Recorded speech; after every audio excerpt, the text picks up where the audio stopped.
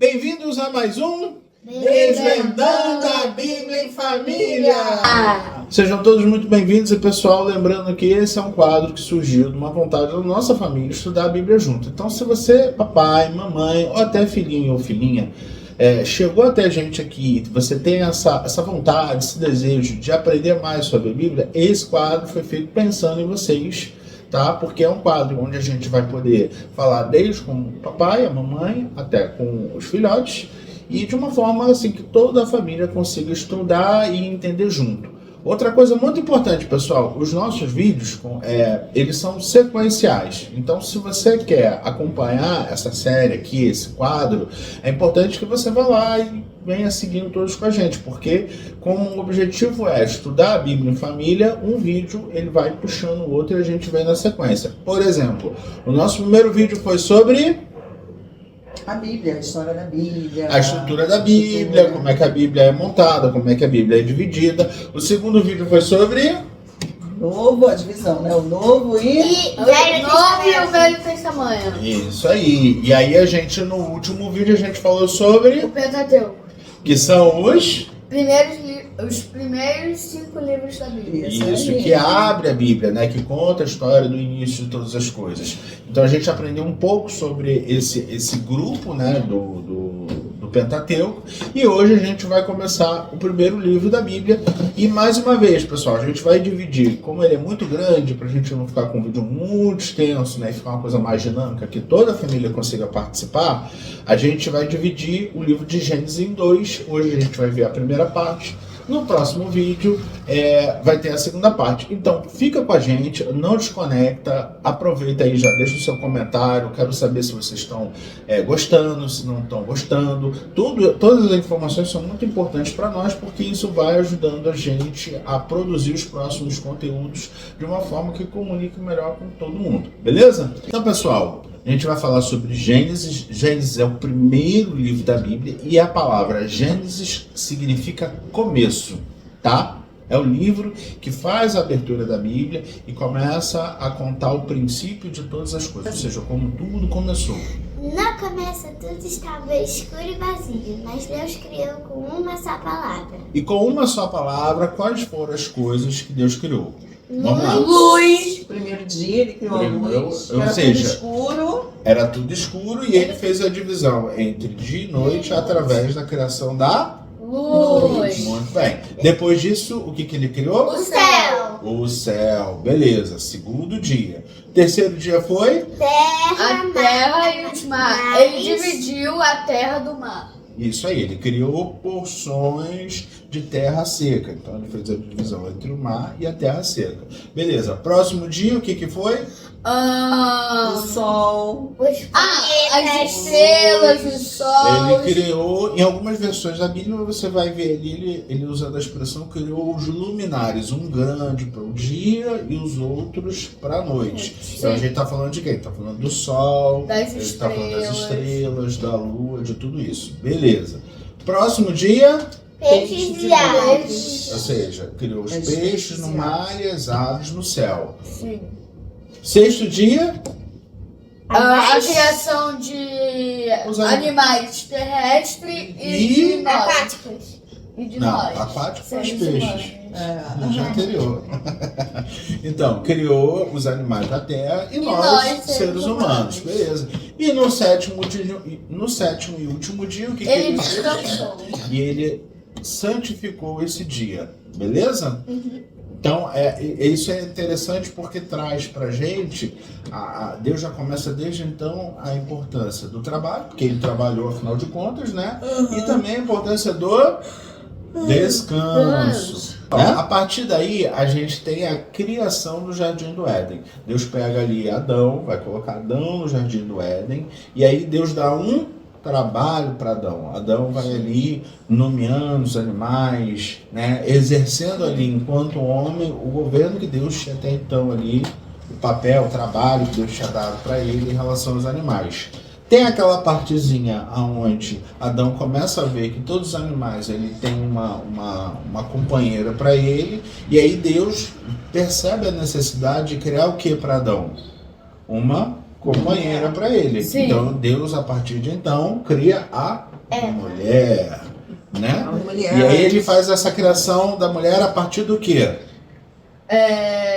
Do joelho do Adão. Joelho? Da costela. Da costela. É outra parte, não é o joelho. Então, a partir da costela, ele faz Adão cair num sono, o quê? Profundo. E aí ele tira uma costela de Adão e aí dessa costela ele faz a mulher, né? É interessante porque ele tira algo que está aqui do lado do homem, né? Do ser humano aqui, a costela fica o quê? Do lado. Então ele faz alguém para permanecer o quê? Ao lado do homem. Então o homem e a mulher caminham o quê? Lado a lado, um com o outro. Beleza? Beleza. E aí Adão sai com o seu trabalho e acontece uma coisa que vai marcar a gente, todos nós, até o dia de hoje, que é o quê? Pecado. O pecado. Alguém lembra qual foi o pecado que o ser humano cometeu? A Eva comeu o fruto da árvore.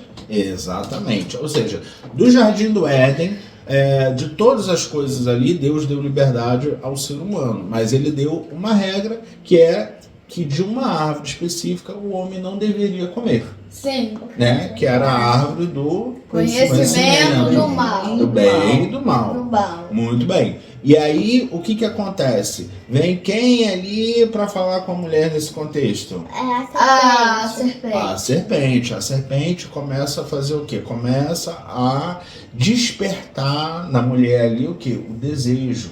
Né? A primeira coisa que a serpente vai dizer para a mulher é o quê? Que A fruta, ela é...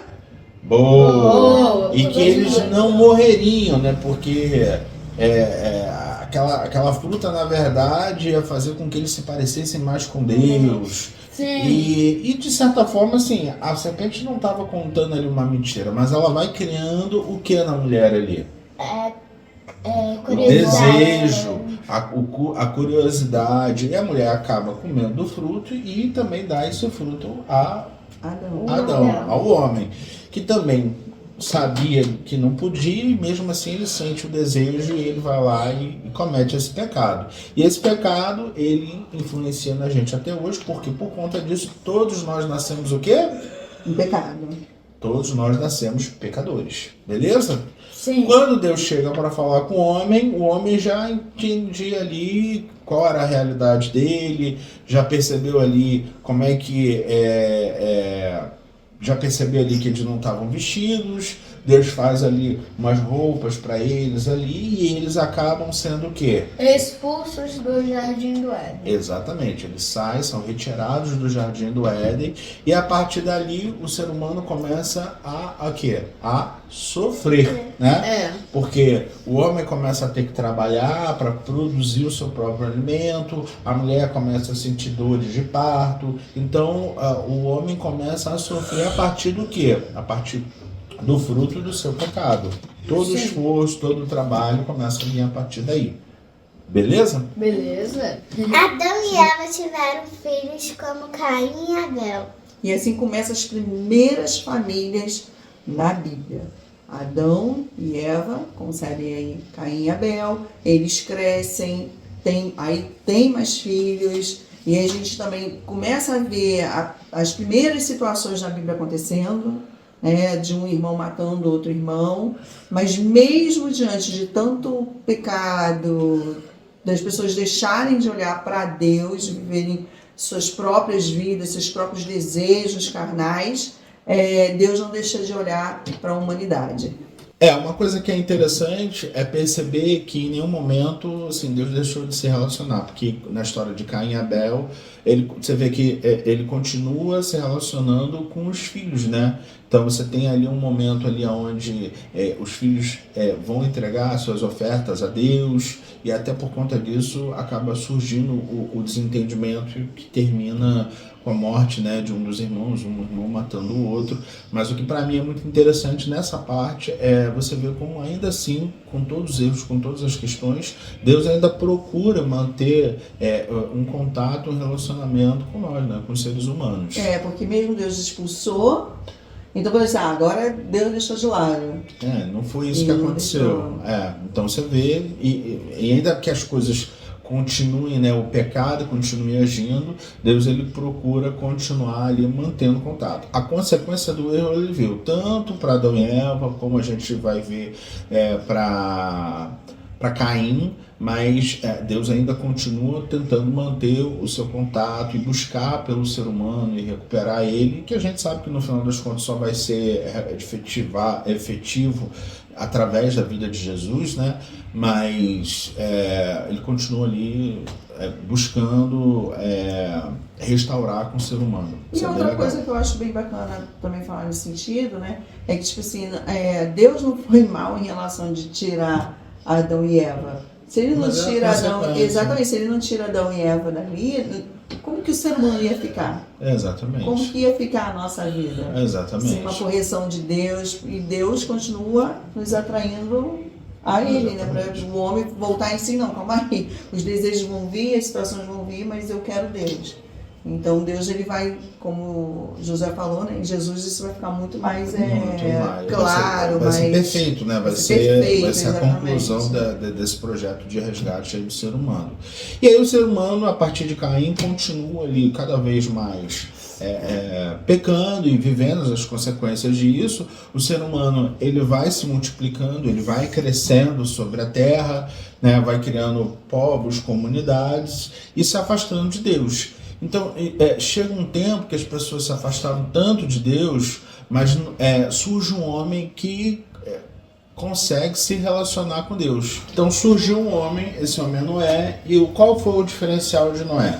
De novo, o relacionamento de Noé com Deus. Sim. E Deus escolhe Noé para quê? Para cumprir uma missão que, mediante a toda aquela... como o ser humano ele estava vivendo, Deus traz um juízo, né, que é o dilúvio. Dilúvio, muito bem.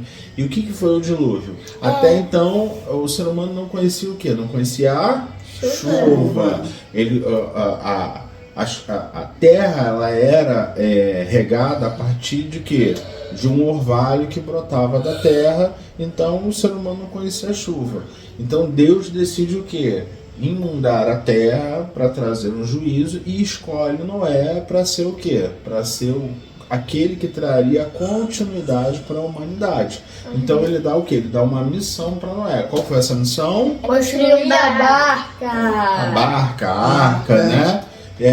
E aí Noé passa pouco tempo, não foi pouquinho tempo, rapidinho que ele construiu a arca? Não, demorou bastante tempo. E quando ele finalmente conclui a arca, outra coisa que é importante, durante esse tempo, o que Noé ele fazia com as pessoas? O que ele fazia? Tentava avisar que ia cair no dilúvio. Só que ninguém acreditava, só zoavam na cara dele. Exatamente. As pessoas riam, debochavam de Noé justamente pela incredulidade, né, que o pecado ele trazia sobre a vida das pessoas, né, e sobre a falta de compreensão sobre o que era aquilo, né. Ninguém conhecia a chuva, ninguém sabia o que aquilo era. Eles zombavam de Noé, riam dele e Noé seguiu o quê? Firme, constante naquilo que Deus havia falado com ele. Ou seja, através do relacionamento, Noé tinha fé, tinha confiança e obedecia. Então chega o grande dia, Deus faz entrar na arca um casal de cada espécie de animais. Sim. Ele enche a arca, Noé entra ele com seus filhos e as esposas dos filhos. Deus fecha a porta da arca e o que acontece? Começa a chover. Chove durante um bom tempo até que toda a terra... 48 dias e 48 noites. 48 Eu acho dias? 40 dias e 40 noites. Exatamente. O Lucas falou que 48 dias, né, filho? Mas assim, a verdade é que se estima ali entre 50 a 120 anos de construção da arca.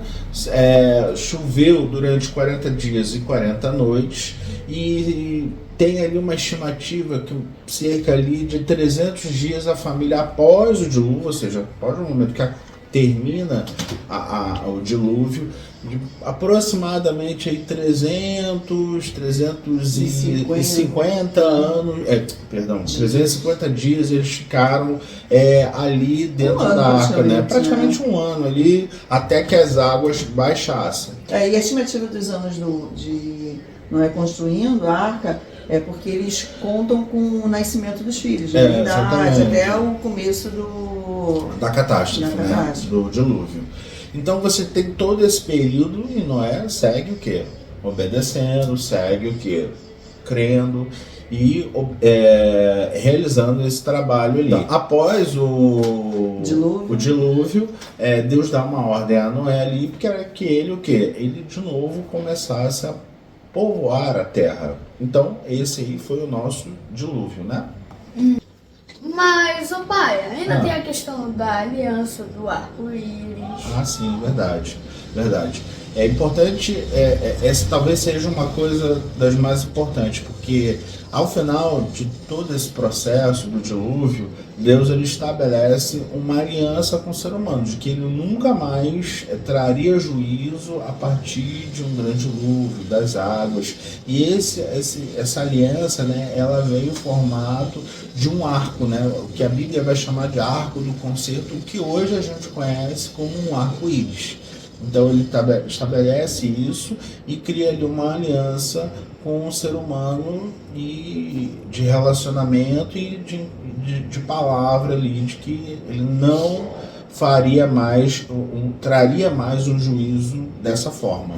É interessante porque até hoje nós vemos essa promessa, né? E todo mundo que Essa semana eu vi. Sério? Um trabalho, bacana. E toda vez que alguém vê, de alguma forma é tocado. Sim. Você vê que as pessoas conversam, acham lindo. Isso. Claro que cientistas, né, filósofos vão sempre trazer suas teorias. O interessante é que a ciência ela vai explicar como o arco se forma, né?